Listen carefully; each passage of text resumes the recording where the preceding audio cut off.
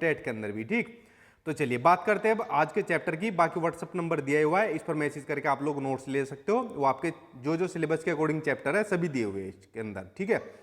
देखिए इस चैप्टर को शुरू करने से पहले एक चीज बता दूं, आज के चैप्टर के अंदर वैसे हर बार मैं यही बात बोलता हूं, कोई भी चीज आपको रटनी नहीं है, इसको बड़ा समझना आप लोग। अगर आपने समझकर इनका इंप्लीमेंटेशन अपनी लाइफ के अंदर किया ना, देखिए आपके लिए कितना महत्वपूर्ण रहेगा ये। चलो ये स्टार्ट करते हैं अब आज के चैप्टर की। पहले बात करते हैं जो आपका पर्सनैलिटी होता है, व्यक्तित्व होता है, इसका मतलब क्या होता है, मीनिंग क्या होता है, एक एक करके फिर पढ़ते जाएंगे डिटेल में। देखिए व्यक्ति के सभी व्यवहारों की योग्यता को व्यक्तित्व कहा जाता है। जो भी व्यक्ति के, चाहे मैं हूं, आप हो, हमारे मम्मी पापा है, फैमिली के अंदर है या रिश्तेदार है, परिवार है, पूरी दुनिया के जो भी व्यक्ति है, उनके जो सभी व्यवहार होते हैं, आदमी हर तरीके के व्यवहार करते हैं। कुछ आदमी के आंतरिक व्यवहार होते हैं, कुछ बाह्य रूप से व्यवहार प्रदर्शित होते हैं। तो सभी व्यवहारों की योग्यता को कहा जाता है व्यक्तित्व कहा जाता है, ठीक है।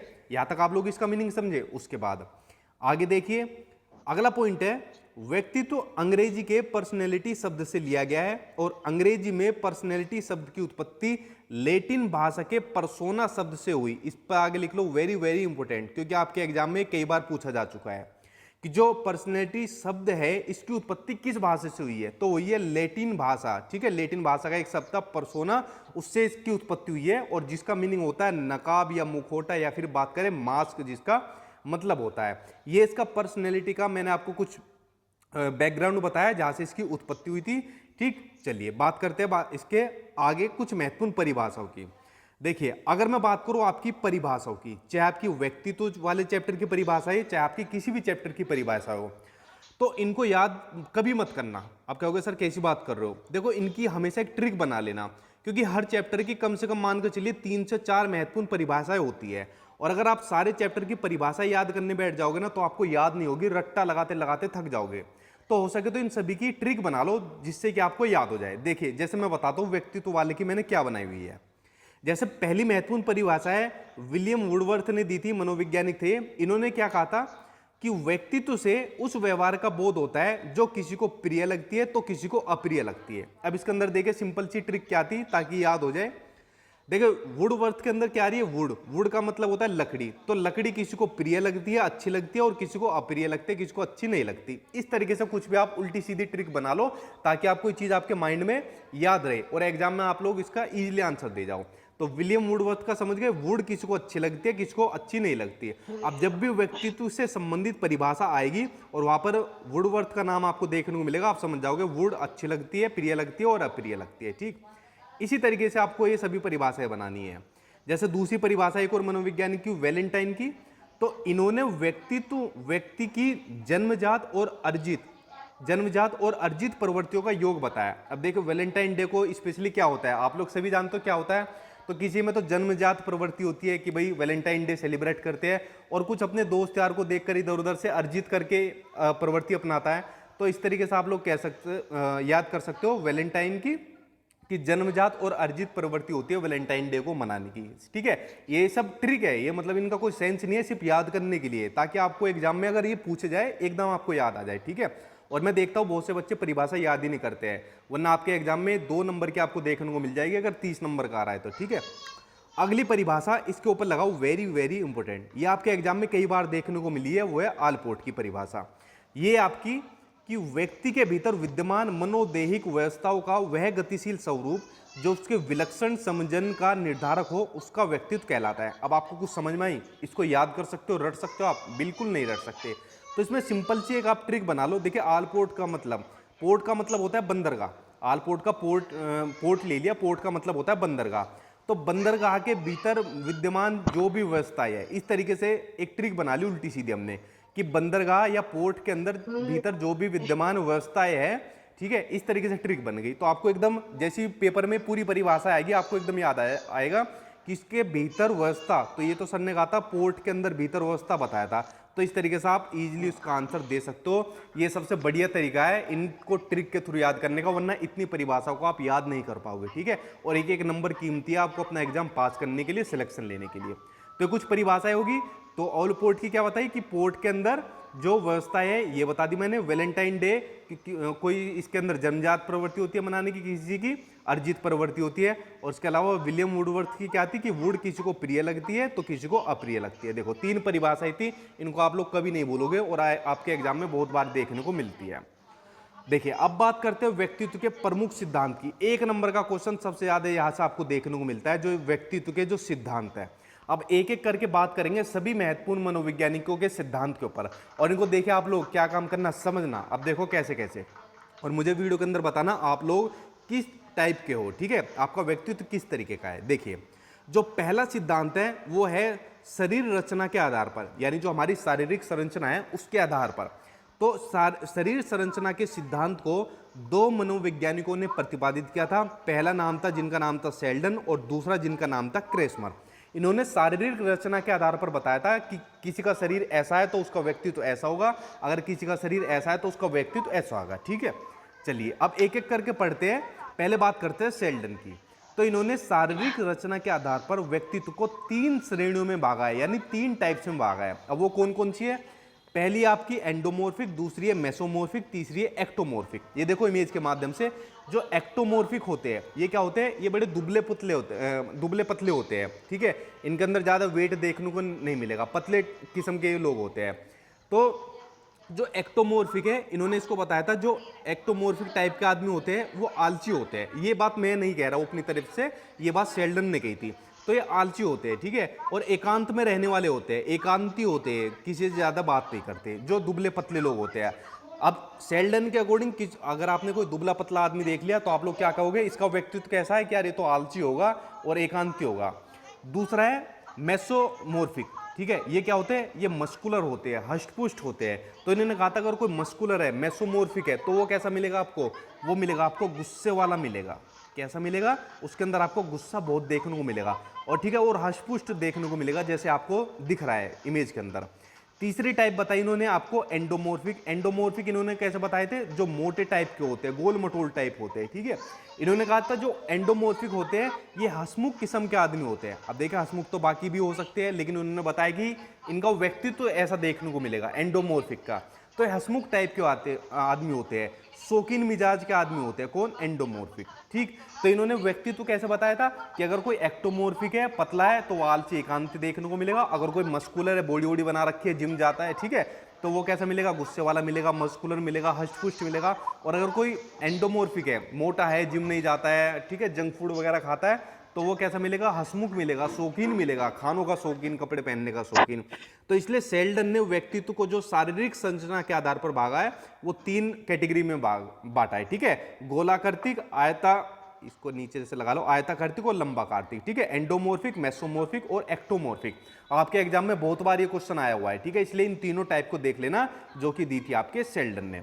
अब शेल्डन के अलावा दूसरे मनोवैज्ञानिक थे, इन्होंने भी शारीरिक रचना के आधार पर बांटा है, क्रेसमन ने। तो इन्होंने भी 3 तरीके के टाइप्स बताए हैं जो कि इनसे मिलते जुलते हैं लगभग। पहला है आपके एथलेटिक, ऐसे व्यक्तियों का शरीर मजबूत, चौड़ा सीना, लंबे हाथ पैर होते हैं, मतलब मस्कुलर टाइप के होते हैं, ठीक है। जो भी आपने एथलीट देखे होंगे, जैसे ओलंपिक्स में अभी जो पार्टिसिपेट करते हैं, तो सभी क्या मिलेंगे, जो एथलीट मिलेंगे मजबूत शरीर वाले मिलेंगे, ठीक। उसके अलावा दूसरा बताया इसने एस्थेनिक, ऐसे व्यक्तियों के हाथ पैर लंबे, लंबा चेहरा और सीना चपटा रहता है, मतलब ये कम मस्कुलर टाइप मिलते हैं, पतले टाइप आपको मिलेंगे। तीसरे बताए थे आप इन्होंने पिकनिक के, ऐसे व्यक्ति गोल मटोल और नाटे होते हैं, जैसे एंडोमॉर्फिक बताए थे। तो शेल्डन और क्रेसमर दोनों ने शारीरिक रचना के आधार पर 3 टाइप्स बताई थी, और इसमें सबसे ज्यादा जो महत्वपूर्ण है वो आपको यही थी, जो आपके एंडोमॉर्फिक, मेसोमॉर्फिक और एक्टोमॉर्फिक है। लेकिन इसको भी कर लेना क्रेसमर को, क्योंकि पिकनिक वाला भी आपके एग्जाम में कई बार देखने को मिला है। तो शारीरिक रचना के आधार पर बता दिया इन्होंने। अब बताओ आप लोग जो वीडियो देख रहे हो, आप एक्टोमॉर्फिक है, मेसोमॉर्फिक है और एंडोमॉर्फिक है, और क्या आप लोग इनकी बातों से सहमत है जो इन्होंने टाइप्स बताई थी? मैं तो सहमत नहीं हूं, आप लोग बताओ। अब देखिए दूसरा सिद्धांत, महत्वपूर्ण सिद्धांत, इसको देखना और इसको जरा ध्यान से समझना। दूसरा सिद्धांत है शील गुणों का सिद्धांत, जिसको ट्रेट थ्योरी बोला जाता है। पहले ही जान लो ये ट्रेट क्या होते हैं, जो शील गुण होते हैं, आखिरकार शील गुण होते क्या है। देखिए शील गुण ये कह लीजिए आप लोग कि जो हमारा जो व्यवहार होता है, जो बिहेवियर होता है, जो व्यवहार होता है, यह व्यवहार के अलावा जो हमारे विचार होते हैं, ठीक है, विचार होते हैं, भावनाएं होती है, उसके जो पैटर्न होता है उसको कहा जाता है शील गुण, उसको कहा जाता है। जैसे फॉर एग्जांपल आप लोग क्या हो, अभी आप लोग स्टूडेंट हो, अगर मैं आपके सील गुण की बात करूँ तो क्या होगा सील गुण, आप लोग क्या काम करते हो, स्टडी करते हो, पढ़ाई सबसे ज्यादा करते हो ना, तो ये आपका सील गुण हुआ। पढ़ाई के अलावा आप लोग क्या काम करते होंगे, यूट्यूब देखते होंगे, कोई क्रिकेट खेलता होगा, कोई कुछ कुकिंग करता होगा, तो ये सभी क्या है, ये आपके सील गुण है, जो आपके व्यवहार होते हैं, विचार होते हैं, भावनाएं होती है, उनका स्पष्ट पैटर्न होता है आपका। जैसे एक एग्जाम्पल ले लूं, महाभारत में एक योद्धा थे जिनका नाम था कर्ण। तो कर्ण का सील गुण क्या था, कर्ण जो है दानवीर थे, दान के लिए फेमस थे। जो कर्ण थे वो बड़े दानवीर थे, ठीक है। उसके अलावा क्या थे, योद्धा भी थे, बहुत बड़े धनुर्धर भी थे, ठीक है, धनुर्विद्या के अंदर निपुण थे, ठीक है। तो ये भी क्या है, ये भी इनके सील गुण है, सील गुण, ठीक। तो समझ गया सील गुण के बारे में। अब देखिए, अब पढ़ते हैं इसके बारे में। इस सिद्धांत के अनुसार व्यक्तित्व की संरचना, यानी जो व्यवहार है हमारा, आप लोगों का व्यवहार है, उसकी संरचना अलग अलग प्रकार के सील गुणों से ठीक वैसे ही बनी होती है जैसे एक मकान की संरचना छोटी छोटी चीजों से बनी होती है। देखिए, जो व्यक्तित्व होता है ये कई संरचनाओं से बना होता है, इसके अंदर कई सील गुण आपको, कई ट्रेट आपको देखने को मिलेगा। जैसे मैंने बताया था, कर्ण का बताया था कि कर्ण क्या थे, दानवीर थे, बहुत बड़े धनुधर थे, ठीक है। तो ये सभी क्या है, ये इनके सील गुण है, कई सारी संरचना है, इन संरचनाओं को मिलकर इनका व्यक्तित्व बना है। तो समझ गए आप लोग इस सिद्धांत के बारे में। आगे बढ़ते हैं। आगे है, सील गुण सिद्धांत में आलपोर्ट तथा कैटल का बहुत ही महत्वपूर्ण योगदान है, ठीक है भाई। उसके अलावा अगली लाइन देखिए, ये मैंने अलग से ऐड करी है कि कैटल द्वारा वर्णित किए गए व्यक्तित्व सील गुणों की संख्या 16 है। यानी जो व्यक्तित्व के अंदर जो सील गुण होते हैं, जो ट्रेट होते हैं, वो उनका नंबर बताया, उनकी संख्या बताई इन्होंने 16। और कैटल ने सील गुणों को मापने के लिए एक मापनी बनाई जिसका नाम है 16 PF, 16 PF. Very very important, कई बार रिपीट हुआ है आपके एग्जाम के अंदर, जो भी टीचिंग के एग्जाम होते हैं, कि 16 पीएफ यानी 16 पीएफ का संबंध किससे है, तो वह कैटल से संबंधित है। कैटल ने यह अवधारणा दी थी। पीएफ का मतलब पर्सनैलिटी फैक्टर, इसकी फुल फॉर्म बात करें तो पर्सनैलिटी फैक्टर यानी व्यक्तित्व कारक। तो 16 पीएफ को याद कर लेना, ये आपके कैटल से संबंधित है, ये जो इन्होंने एक मापनी बनाई थी इनको सील गुणों को मापने के लिए, ठीक। चलिए, इसलिए मैंने कहा ना, वीडियो के अंदर सिर्फ मैं वो चीजें रखता हूं जो आपके एग्जाम में आपको पूछी जाती है, जिनकी सबसे ज्यादा संभावनाएं होती है, वरना इस चैप्टर के ऊपर 1 घंटा कम से कम लगता है, इससे ज्यादा भी लग सकता था, ठीक है। इसलिए कोई पॉइंट आप लोग छोड़ना मत।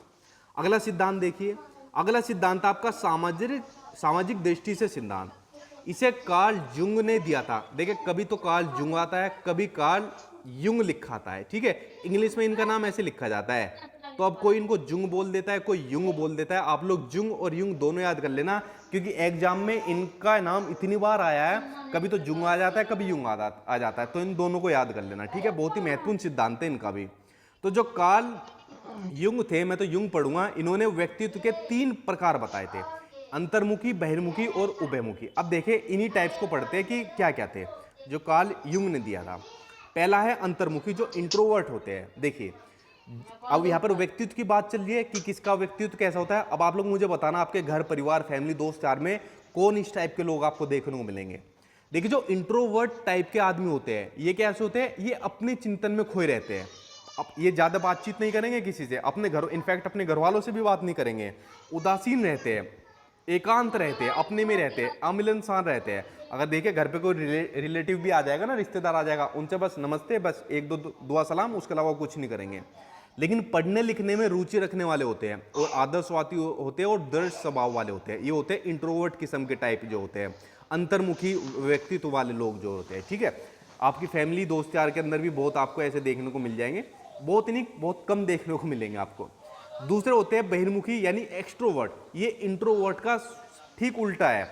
इंट्रोवर्ट वाले क्या होते हैं, ये अपने में ही रहते हैं, अपनी धुन में ही रहते हैं, एकांत में। लेकिन ये लोग कौन होते हैं, ये आशावादी होते हैं, साहसी होते हैं, परिवर्तन में विश्वास करने वाले होते हैं, ये दूसरों से बहुत जल्दी घुल मिल जाते हैं, मिलनसार होते हैं, ये संभावनाओं में विश्वास करने वाले होते हैं, दूसरों की प्रशंसा करने वाले होते हैं, ठीक है। सामाजिक होते हैं और मिलनसार भी होते हैं, जो एक्सट्रोवर्ट किस्म के टाइप होते हैं। अब देखो, एग्जाम में कई बार क्वेश्चन आया था कि जो नेता होता है, वो नेता का व्यक्तित्व किस तरीके प्रकार का होता है, इंट्रोवर्ट होता है? नहीं, नेता मिलेगा ही नहीं आपको इंट्रोवर्ट। नेता कैसे मिलेगा आपको? एक्सट्रोवर्ट देखने को मिलेगा। क्यों? क्योंकि नेता मिलनसार होता है, बहुत जल्दी घुल मिल जाता है, अपनी चिकनी चुपड़ी बातों से पब्लिक को फंसा लेता है, ठीक है। तो नेता हो गया, नेता के अलावा व्यापारी हो गया। आप दुकान पे कोई चीज लेने जाओ, अगर कोई चुपचाप बैठा है ना दुकान वाला, आप उससे चीज लो ही नहीं सकते। और जो आपको कन्वेंस करता है, सर ये ले लो, आप पर फिट करिए, बहुत अच्छे लग रहे हो, चाहे लग नहीं रहे हो लेकिन आपको कन्वेंस कर देगा, तो ये क्या होता है, व्यापारी भी, ये भी एक्सट्रोवर्ट किस्म का टाइप होता है और इनकी दुकान भी सबसे ज़्यादा चलती है इंट्रोवर्ट के मुकाबले। तो नेता हो गया, व्यापारी हो गया, क्रांतिकारी हो गए, ठीक है। तो क्रांतिकारी भी कौन होते हैं, एक्सट्रोवर्ट किस्म के टाइप होते हैं। तो इंट्रोवर्ट और एक्सट्रोवर्ट आप लोग समझ गए, जो अपने में रहते हैं और ये जो जो मिलनसार रहते हैं। उसके अलावा तीसरी टाइप है इसमें उभयमुखी। उभयमुखी में होता है इन दोनों का मिश्रण, इन दोनों का मिश्रण, यानी कुछ क्वालिटी उसकी कुछ उसकी। तो इस प्रकार के लोगों में अंतर्मुखी और बहिर्मुखी व्यक्तित्व के कुछ कुछ गुण विद्यमान होते हैं और विश्व के ज्यादातर लोग जो होते हैं इसी श्रेणी में आते हैं। चाहे आप हो, मैं हूं, कोई भी हो, इंट्रोवर्ट और एक्सट्रोवर्ट बहुत कम टाइप के मिलते हैं, ठीक है। जैसे मैंने इंट्रोवर्ट का बताया था, जैसे एक क्रिकेटर आते हैं क्रिस गेल, वो पहले इंट्रोवर्ट किस्म के मतलब इंसान थे, बहुत कम बोलते थे, लेकिन आज की डेट में क्या है, एक्सट्रोवर्ट टाइप है। देखो कितना एंजॉय करते हैं, ठीक है, मजे करते हैं वो। चलिए बात करते हैं अब आगे दूसरी टाइप थ्योरी की। ये है आपकी एक और महत्वपूर्ण, स्प्रेंगर की पर्सनैलिटी टाइप थ्योरी। इसके ऊपर भी वेरी वेरी इंपोर्टेंट लगाओ, ठीक है। सभी पॉइंट वेरी वेरी इंपोर्टेंट है, इसलिए कोई भी छोड़ना मत। देखिए अब बात करते हैं स्प्रेंगर भाई साहब की, इन्होंने क्या कहा था।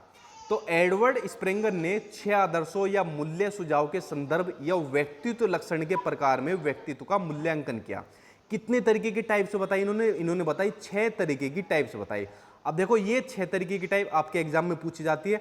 अब इनको याद करने की एक ट्रिक मैं आपको बताता हूं, इस ट्रिक से आपको बहुत जल्दी याद होगा। अब देखो वो कैसे, देखिए ये लिखिए आपकी ट्रिक, ठीक है। ट्रिक है आपकी कि आशा राधा से सुंदर है। जो आशा है वो राधा से सुंदर है। अब क्या होगा सर इसका स्प्रिंगर से क्या मतलब, देखो मतलब कैसे है। अब इन्होंने 6 तरीके की टाइप बताई थी। आशा में आ का मतलब है आर्थिक। जो लोग आर्थिक होते हैं ना, उनका सिर्फ एक ही मकसद होता है, पैसा कमाना। पैसे के पीछे पड़े रहते हैं, अपनी हेल्थ पर भी ध्यान नहीं देंगे, घर वालों पर ध्यान नहीं देंगे। सिर्फ इनका एक ही मकसद होता है कि कैसे अपने आर्थिक रूप से अपने आप को मजबूत किया जाए। तो सिर्फ पैसा रहता है इनका। व्यक्ति तो आपको दिखेगा, देख लेना कि पैसा वाला, यार ये तो पूरे दिन पैसे के पीछे भगा रहता है। आशा में दूसरा है सा। सा का मतलब होता है आपका सामाजिक। ऐसे लोग आपको सोशल देखने को मिलेंगे, जैसे जो समाज की बातें करते हैं, समाज को जोड़ने की बात करते हैं, अच्छी बातें आपको करने मिल जाएंगी। भाई हमारे समाज में ये हो रहा है, इसमें ये चीज़ हमको ऐड करनी चाहिए, तो ये हो जाते हैं सामाजिक किस्म के आदमी। ऐसे व्यक्तित्व वाले भी आदमी आपको खूब देखने को मिलेंगे। राधा में है पहला रा का मतलब है राजनीतिक किस्म के आदमी जो होते हैं, जैसे नेता लोग होते हैं, राजनीति करते हैं। नेता के अलावा बहुत आपको घर परिवार या रिश्तेदारी में भी मिल जाएंगे, जो हमेशा ऐसी राजनीति की बात करेंगे कि दूसरों का घर कैसे तुड़वाए या आपस में लड़ाई कैसे करवाए, ठीक है। राधा हो गया। धा बचा, धा का मतलब है धार्मिक किस्म वाले व्यक्तित्व। आपने देखा होगा आपके घर में भी इनफैक्ट बहुत मिलेंगे, जैसे हमारी मम्मी होती है बहुत धार्मिक होती है, पूजा पाठ करती है, ठीक है। तो उसके अलावा रिश्तेदारी परिवार में देखने को मिल जाएंगे। तो ऐसे लोग बहुत धार्मिक होते हैं, इनका व्यक्तित्व धार्मिक मिलेगा, ठीक। उसके अलावा सुंदर, सुंदर का मतलब है आपका सौंदर्य बोधि, ठीक है। सौंदर्य से रह गया, सॉरी से रह गया, ये मिलेगा सैद्धांतिक, ठीक है। ये कुछ भी काम करेंगे उसके पीछे क्या करेंगे, सिद्धांत देखेंगे, भाई ये चीज सही है या नहीं है, ठीक है। ये हो जाएगा आपका सैद्धांतिक। और लास्ट में आपका सुंदर का मतलब सौंदर्य बोधि, ठीक है। सौंदर्य बोधि में क्या होगा, इसको देख लीजिए आप। सौंदर्य बोधि को ये मान लीजिए आप कला से भी जोड़ सकते हो, ठीक है। इसको कला से भी जोड़ सकते हो, जैसे कुछ लोग चित्रकार बन जाते हैं, तो ऐसे लोगों का व्यक्तित्व कैसा मिलेगा, सौंदर्य बोधि मिलेगा, ठीक है। कला देखने को अंदर आपको मिलेगी। कवि जैसे लोग होंगे, जो कवि होते हैं वो भी क्या होते हैं, सौंदर्य बोधि के अंदर आपको देखने को मिलेंगे, इनके अंदर भी कला होती है। तो आप लोग देखो ट्रिक से समझ गए। अब एग्जाम में क्वेश्चन आपके कैसा आता है कि स्प्रेंगर ने जो 6 तरीके के टाइप्स बताए थे, निम्नलिखित में से कौन सा नहीं है। अब आप इन 6 के 6 को याद करते रह जाओ। तो कुछ लोग बच्चे कर भी लेंगे, लेकिन इस वाली ट्रिक को याद कर लेना कि आशा राधा से सुंदर, सिंपल। आ से आपका आर्थिक, सा से सामाजिक, रा से राजनीतिक।